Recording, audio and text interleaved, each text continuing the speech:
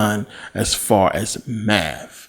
When you look at it, I mean, it's everywhere. That is the universal language, is math. And it's something that, anybody who has the knowledge to understand the implications of this is something you can't just turn away from. I remember when I was getting into stuff, back in college, when I started learning about, astronomy, astrology, and everything like that. I mean, the stuff jumps up at you, especially when you know the Bible. So when you start just learning about the stars and everything like that, and you start understanding Bible stories, it starts to pop out at you. And it's one of the things that helped me, as I went along, just learning about astronomy and everything like that, geometry and everything like that, all the stuff that the ancients knew. And you can see, I mean, everything just starts to open up. All the stories start to open up and you can see what they're talking about. So really, when you dig deep into that Bible, I mean, everything I'm talking about that we're going to get into as far as astronomy, astrology as well, you're going to see it's in the Bible. And if you go back and look, because I'm not going to really have time to really go into every single story, I'm going to give you some of the stories. But a lot of the stories, when you go and you just look at some of the things they're talking about that don't make no sense to you, like having, 10 heads and all that kind of stuff like that. Come on. It's talking about the heavens. It's talking about the stars. It's talking about constellations. And the more you research this stuff, the more when you start looking at the Quran and the Torah, I mean, all the stories, everything just laid down, not just in the Bible, but movies as well. You start to see in movies where they got things from. And it's easy to see it the more you understand astronomy. Now, and you got a lot of people out there, mostly Christians or religious people, who don't really buy into the whole Fibonacci sequence and all of the, the math of the golden ratio and stuff like that. They think it's some kind of numbers trick. It's all, some kind of game. But the thing is, numbers don't lie. It's not a game when you see that daisies grow in the Fibonacci numbers. You can see, the 1 and the 2 and the 3 and the 5 and the 8, and you can find it in the petals. They grow in that sequence. When you look at the spiral of seashells, when you look at the spirals and you count them, clockwise and counterclockwise, the numbers equal a Fibonacci number. These things that you just can't turn away from. When you look at the proportion, of our faces and what people consider to be like a perfect face, Fibonacci sequence, we find it in our air. We find it in so many different things. It's just the sequence is there. And it's something that you just can't ignore or deny. Now, in 1509, Leonardo da Vinci illustrated a book called The Divine Proportions. Now, it's a book on mathematics, of course. Now, in this book, it's basically talking about the shapes that basically make up the reality. And it's really relative to everything. There are shapes, you can just, from here to here, if I go boom, boom, it's a shape here, whether you can call it whatever you want. It's a shape. And in that weird shape, you'll still be able to find like a square or a triangle or a rectangle or what have you. And because you can find these things, they can be calculated. Numbers can be found. So, it's everywhere. It's divine mathematics or, what have you, whatever they want to call it. Now, the whole thing is when you understand Da Vinci and everything that he did, we see the golden ratio.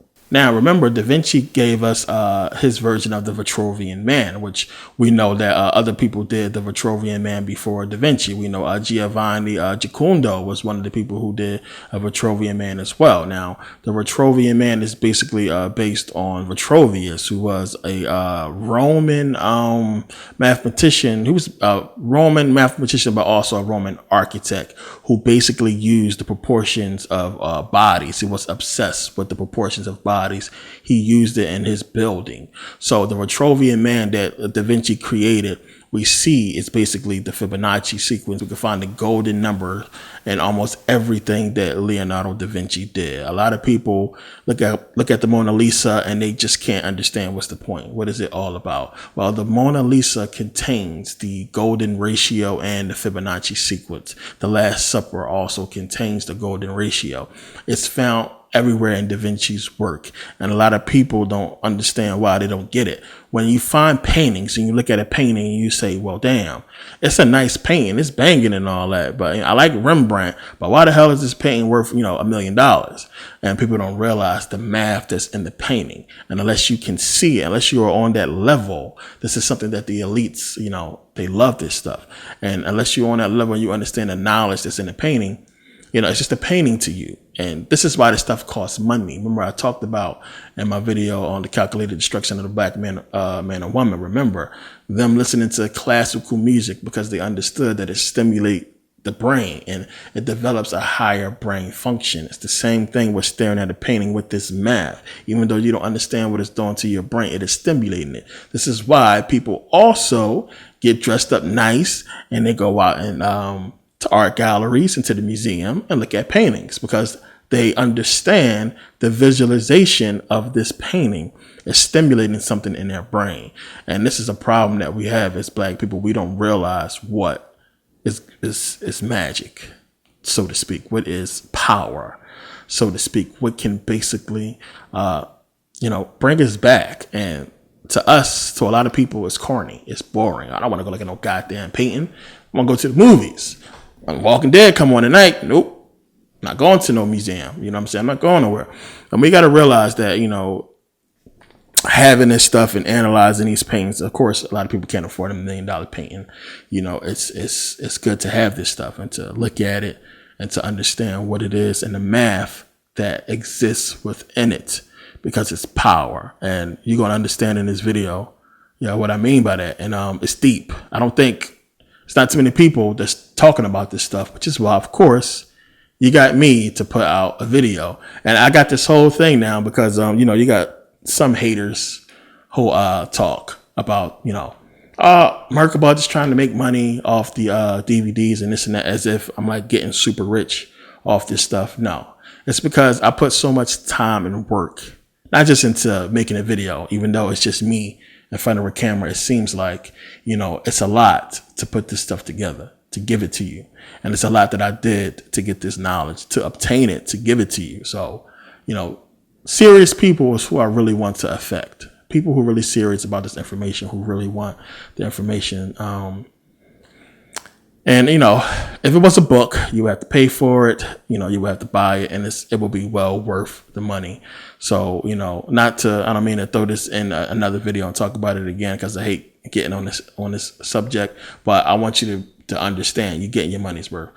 Somebody, I was talking about this to a friend of mine, professor, as a matter of fact, about what I'm going to be talking about in this video, and he said the same thing. Oh, you need to come teach. And listen, people, I turned down offers left and right, and I was just talking with somebody about that, about getting with some of these guys that's on YouTube and everything like that. It's just something I can't do.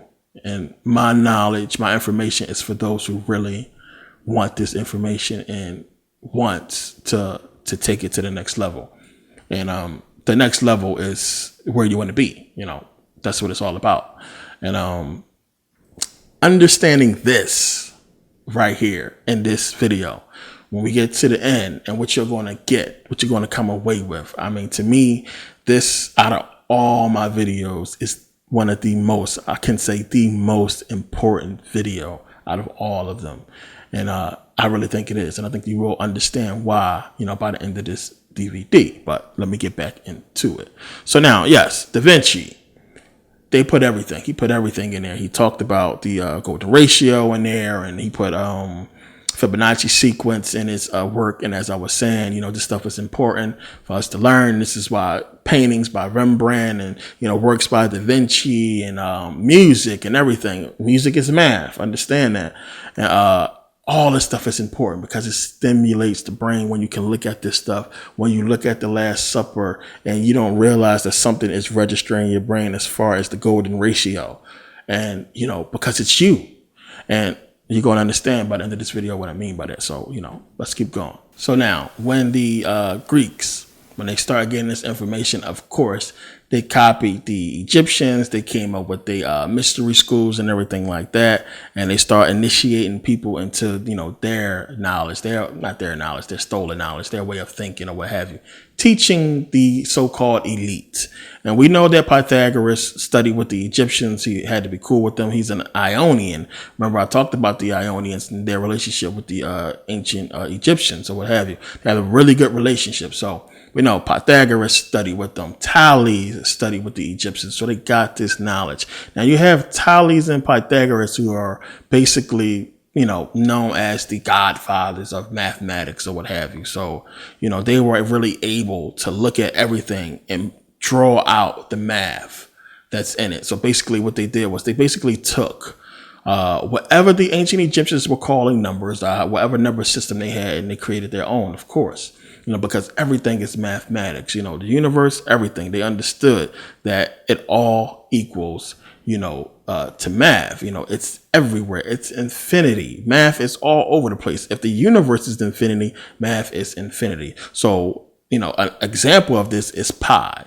Now, when you take the decimal value of pi, it goes on forever. It doesn't stop. I mean, the sequence of numbers is basically infinite, which is why people say, pi equals infinity minus infinity. So, it's infinity.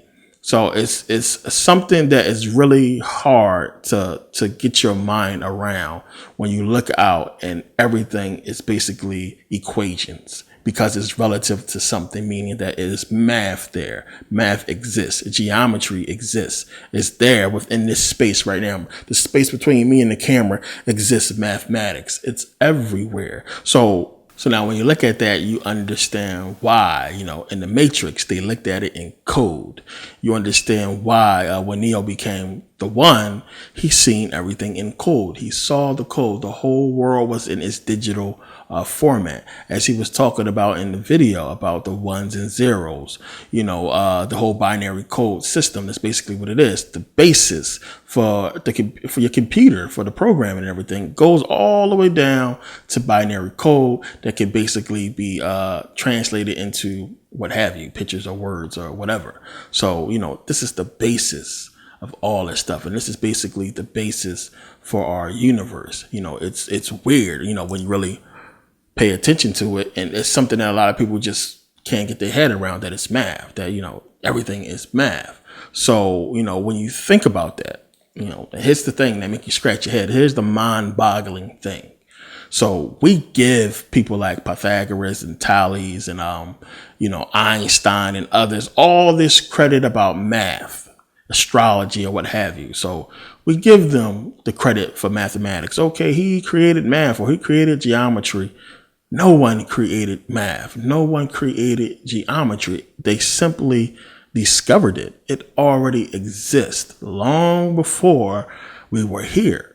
I mean, just think about that. Math existed before math was created. I mean, how do you do that?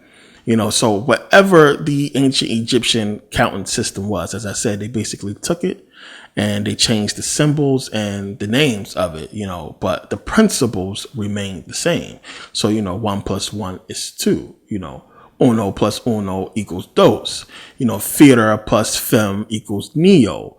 And, it doesn't matter what language you put it in, these numbers are going to equal the same in whatever language. That's not the part. The principle is what really matters. As long as the principle remains the same, that 1 + 1 equals 2, the language doesn't really matter. So, there is no such thing as math. Really, it's the universe. It's everything. So, and this is what a lot of people look at, and, it's much deeper than this. It becomes really mind-boggling when you sit back and think about it. Like, damn, nobody invented math. Math was already here. So to put that in perspective, before people existed, if, this was a floating asteroid and this was a floating asteroid, it would still be 2. It's still 2. That's still numbers. It exists. You understand what I'm saying?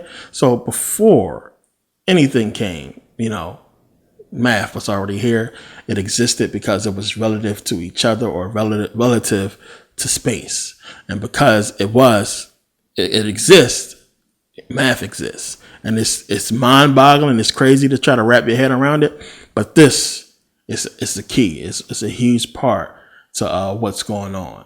So now, how do you begin to measure the universe or things in the universe? How do you begin to measure reality? I mean, it's something that's mind boggling when you think about it. But we know that the civilization before the dynasties, the Egyptians that existed, that the Egyptians speak about, the ones who really built the pyramids, we know they had to figure this stuff out. Before everybody came up and even looked at the stars to even wonder, what was going on, those pyramids was there. The Sphinx was there. Heru and Akhet was there. It was already there while people was under the ground. So when they came up and seen these structures, they had no clue. But the Egyptians and the dynasties had some understanding. The whole thing is, what exactly were they trying to accomplish? Now, while the principles of math could be put to the use of building buildings, making structures, it's another spiritual use to these numbers, to this system that the Egyptians was trying to really dig into. And that's what I'm going to touch on in a little bit. But, you look at the fact that they proved that they had this knowledge in building the Great Pyramid. The Great Pyramid contains, phi, the whole golden ratio. When you look at the pyramids on the Giza Strip, they basically, you can find them in the Fibonacci spiral. So, the speed of light we can measure in the circumference and the base of the Great Pyramid. Everything. They put basically heaven on earth when they created the Great Pyramids in Giza. And that's basically what it's all about. So when you go back and you look at the pyramid in Mexico, Quetzalcoatl, and you see that they built this pyramid, and what happens is every 11 and a half years when the sun, because of the rotation of the sun, when the sunspot start right at that peak at the little, at the top of the pyramid, it appears right through that little opening there. So you got to understand the kind of brain that it would take to understand, I need to build this pyramid to this exact height, these exact specifications in order for this thing that happens every 11 and a half years to occur and appear right through this opening. How do you calculate something like that? You got to think about it. Even if you were to have the brain to plan the building of the Great Pyramid. That's one thing, to have that great mind, but to actually accomplish it and build it is basically impossible when you understand the math that's behind it that, we basically really can't understand. It's perfection. And they did it. So we know, as I said before in Saturn and Satan series, that civilization, whatever they were powerful. The dynasties call them the gods. And a lot of people talk about the civilizations before that time were the gods. And it's a lot of things that allude to that. We don't really know for sure what they really mean by that. But the simple fact that they can build that pyramid, that they did that even when you look at, down in Mexico, it's amazing that they had that knowledge. So all of this is stuff that we have been basically, taught to ignore and not to really dig into. As I said, people look to the Bible, to religion for mystery and wonder and awe, to be inspired when it's right in front of your face in Kemet and in Mexico and many other places around the world. Now, we also have the Temple of Man at Karnak. Now, it's basically built. The foundation of this temple is basically the golden ratio. So when you look at it, you basically have like the ratio of a large man laying on the golden ratio. And that's basically what it is, what it looks like. You probably recognize it because Rome stole it. And when they created the whole Vatican and the whole Vatican Square, this is, you can see clearly that Rome stole it. It's where they got it from Kemet, just like they stole everything else from Kemet. So now, again, we see the knowledge of the ancient Egyptians, that they had this knowledge. The golden ratio is replete within the temple of Karnak. And a lot of people believe that it's designed to represent pi and to go on, to just keep going, because you have in a lot of cases different dynasties adding to that temple. And a lot of people think it was built to represent, that number, the infinite. And who knows how long they would have kept building, or if they would have kept building on it, for as far as it can stretch. Who knows? We know what's there is amazing. The pillars is amazing. The height of it, and all of it, you find math, you find mathematics, you find the golden ratio, and it's amazing. So again, when we go and we look at Mexico and the whole pyramid, the Quetzalcoatl, and we look at the Great Pyramid, and we look at the fact that they understood this math. And, the thing is, we think about it as, math. When we think about math, we think about somebody teaching us math. We don't think of math as being just, normal, but we got to understand, they wasn't taught math. I mean, these people, whoever these ancients was, they was in tune with the universe, and it wasn't math to them. It was just normal. It was something that was already known. This is why it's so mind-boggling, the fact that they understood this, because basically we are math. We are that we are the numbers. And when you get down to the nitty-gritty of it, binary code, it's us. We are the mathematics. So it's tough to put that into perspective for some people, because it's just something that's hard to wrap your head around. But you got to realize the ancients embodied this. They had this knowledge. It was just like, second nature to them.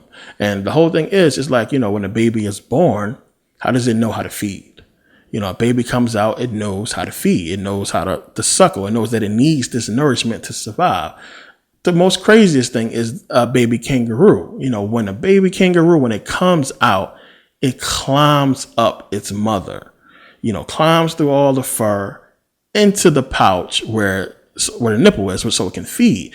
How does it know to do that? How does a kangaroo, it just came out seconds later, it's climbing up to get into the pouch so it can survive. How does it know that? So we got to really rethink our thinking sometimes, and, not go into the realm of super spooky all the time, but to understand what's possible and what has been proven, and what we can see.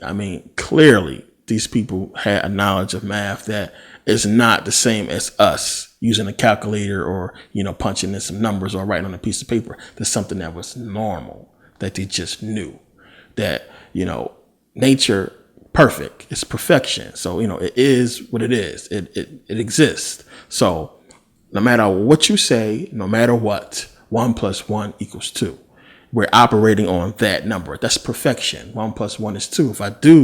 If I have to do something on 1 + 1 = 2, and I come out 1 + 1 = 2, it's perfection. So do you get what I'm saying? As far as numbers, when they're working on this precise scale of numbers, everything they did, as long as they stuck to the principles of, the equation of the numbers, what it equal to, what it's supposed to be, it's perfection. And that's what we see when we look at a lot of this stuff. And to them, it was second nature. It wasn't even an afterthought, and it's mind-boggling when you really get into all of it and you start to think, like, the implications of what it means. So now understand, everything is sacred math, sacred science. It is the language of the universe. Either you speak it or you don't. It is how you basically talk to God, how you basically, put it out to the universe and get the universe to understand what you are doing. So now the elite, when you pay attention to what they have done, when you look at everything, the symbolism of all that they have and do, you will find these golden numbers. You will find the Fibonacci sequence. You will find the golden ratio. You will find astrology. You will find astronomy. You will find everything.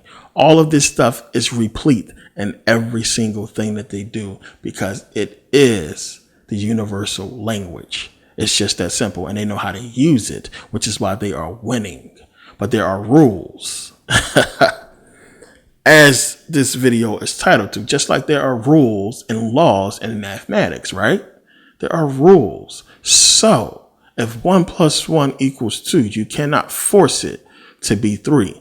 You are setting nature out of whack. And what do I mean by that? I mean, even if you teach a child that 1 + 1 is 3, if you set it up somehow that 1 + 1 is 3 and you put it in their head, everything that they do after that is wrong. Everything is wrong. And of course, somebody would come along and correct that. But understand what I'm trying to say. Everything that they did, if they had to go into a room and do math after you taught them that 1 + 1 is 3, it's wrong. It throws everything out of whack. And so staying in tune with what's right is basically what they are doing. They understand the mathematics of it. They understand the universal language and how to stay in tune with it. And they're doing so with the numbers. As above, so below. We always hear about that. We always talk about that. So they know how to harness this energy, because this is what the ancient Egyptians was trying to figure out. See, the whole thing is, it's numbers, it's math. So what? We can build with it. It's more to it than that. There's power in it. So how do we get the power out of it? What is the power in it? And understanding these laws and understanding how this stuff works. And the ancient Egyptians was on their way, I believe, to figuring it out. If you understand that there is an equation to magnetism, an equation to, electromagnetism, and you understand how to create this equation, what this equation consists of, then you can effectively, create electromagnetism, in theory. So let's just say, 7 + 7 = fire. Now those 14 digits will basically correspond to a component. And if you put these components together, you get fire. Just understand on that level. This is what we're talking about. All this stuff exists within our reality, and it's all comprised and all consists of mathematics. And if you understand the math to it, then you can control it. And it's basically tied to a universal energy. And they have figured out how to basically harness it. It gets a little bit deeper than this, because where my research is now, and I'm going to talk about it a little bit, because a lot of people ask me questions, where are you at in your research, this and that. I've been looking at, and it's going to sound funny as hell, but looking at time travel, it's like a side project that I'm dealing with right now, because it's a lot. It's a lot to really, when you get into it, it's a lot to prove that it is possible. It could be possible. And I know that sounds crazy. It sounds loopy, but let me tell you something. The traveling part is something that I don't think we can do in our material state. It's something that possibly can be done, in an energetic state. Materialistically, I don't think we can travel. But I think it's possible to see, I know it is. I know they can do it. I think they can see into the future. They know, what's going to happen. And what they're trying to do, as far as what I can see, is, probability. Now, anybody who studies quantum physics knows about the probability wave and know about probability. It exists in math as well. So what I really believe what they're doing is looking somehow, some way into the future and understanding that in order for them to get the future that they want to create, they have to do certain things. Now, the whole thing is if you do the wrong thing, then of course you won't get the feature that you want. You can't do certain things because of course there's rules. And if you want this feature, then you have to, do things differently. So let's just say they want to take over. They want to rule. If they could see the future and they know if they do this, the people will rebel, they will lose, it'll be over. And in hindsight, it would be too late. We would win. We would know everything. We would know what this stuff was all about and what they did. And they will be defeated. That's something that they cannot risk. So a lot of people ask the question, why do you think they just don't simply take over? Because there are rules and they have to abide by them. Now, the reason why, I dove into the whole time travel thing and started looking into it, not so much time travel, but the ability to look into the future. Now, this is something that, fortune tellers, psychics, and everybody, claim to have the power to do. And it's something that we can't ignore in a lot of cases because we kind of see proof.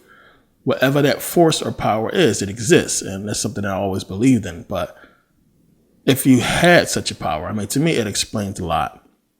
The reason why I really started digging into it is because I know for a fact you cannot rig a basketball game. It just can't be done. You can't calculate the fact that a person will make every single shot. It's something that you just can't do. I'm sorry. Now, you could pay off some refs or have some refs in your pocket to make calls go your way. That's one thing. But you can't rely on players to make shots. If you tell them, hey, I need you guys to win this game. The only way that you can guarantee victory is if, the person on the other team is not making the shots, that he just purposely misses a lot of shots, have a bad game. But you can't really calculate the rest of the team missing. So a lot of people say, well, the NBA looks rigged, NFL is rigged, it's tough to do that. Now, when it seems like they're rigging it, what I believe it really is the fact that they already know who is what and who's going to win. The simple fact, that whole Ravens Super Bowl, when the Ravens won against the 49ers, I think it was, that right there was like, what? Because one, we saw in the Batman movie about the Ravens football, and that kind of didn't put out too much, but the commercials that corresponded with that was giving us a lot of hints. And, Beyonce sung at that Super Bowl when the lights went out and everything. It was just like weird, like, what's up with that?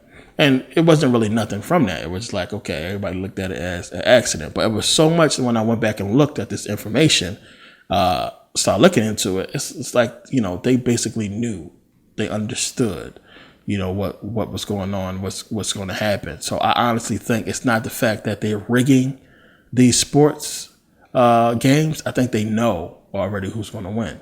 And I think they know certain people is going to be stars, which is why they can offer them, crazy contracts before, they even spend a couple years in the NBA.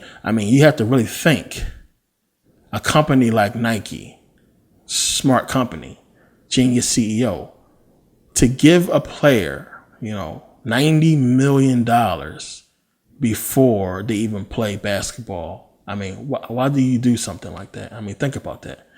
He can get hurt, career injured, first game of the season. You gave him, all that money already. It's a done deal. Same thing with Iverson. They gave Iverson basically a lifetime supply of Reeboks, forever. As long as you wear Nikes forever, I think he got like 55 million or something like that, 60, 80 million, something like that, to basically wear Reeboks for life. How do you get somebody a contract like that when you don't know, so early in their life? So I honestly believe that they know what's going to happen, and what they're trying to do is calculate it so that it fits to the outcome that they want. Now, I know that may sound crazy, but that's where I'm at with my research. I'm on other stuff too, but I kind of segued into this because of just some stuff I've been seeing that allows me to believe this. And of course, you think about the whole psychic thing, and do they have psychics working for them? It kind of messes with you, because then you kind of play with it and say, well, wait a minute, are these psychics real? Do they really know? And if they do know, then it should be easy for them to do what they want to do. But then, of course, I understand personally about the rules. Now, when I say to you that this government, the powers that be, everything that they are doing is legit, you have to really understand we have a constitution that everybody in this country abides by and is under. Why?